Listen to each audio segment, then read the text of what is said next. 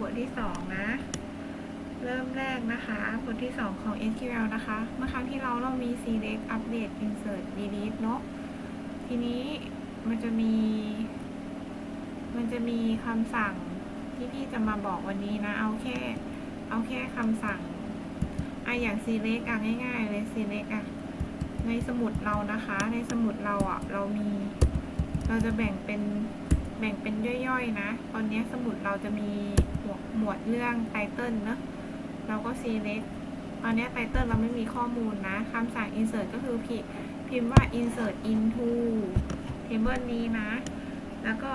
ตามด้วยชื่อฟิลด์ก็เหมือนหัวคอลัมน์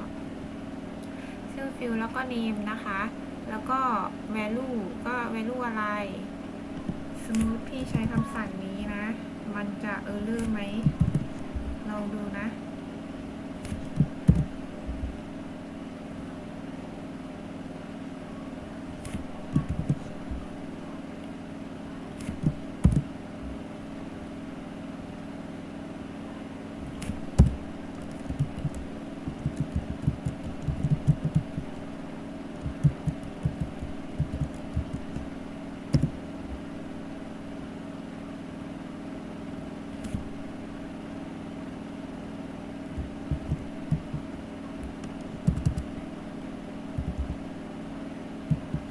ขีด2ขีดนี่เป็นเครื่องหมายมาร์กไหม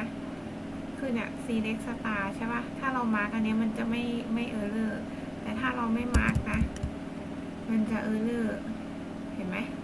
มันจะเออร์เลอร์มันอาจเป็นคำสั่ง SQL แต่ถ้าเรามาร์กไว้มันจะตีว่ามันไม่ได้อ่านคำสั่งลายนั้นอะinsert into column อะไร value อะไรอย่างนี้นะ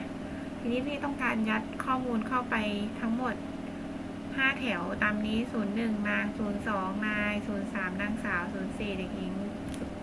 05เด็ก04เด็กชาย05เด็กหญิงนะเรา select ดูตอนนี้สมุดเราไม่มีข้อมูลพี่ insert เข้าไปนะ insert ก็คือแทรกนะ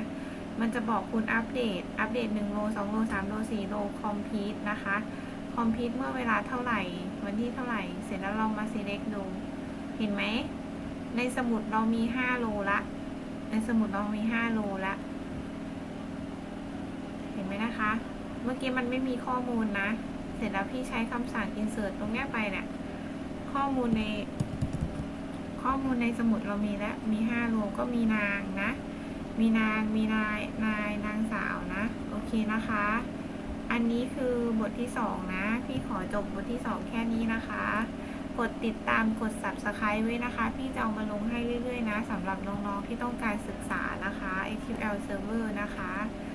ขอบคุณค่ะ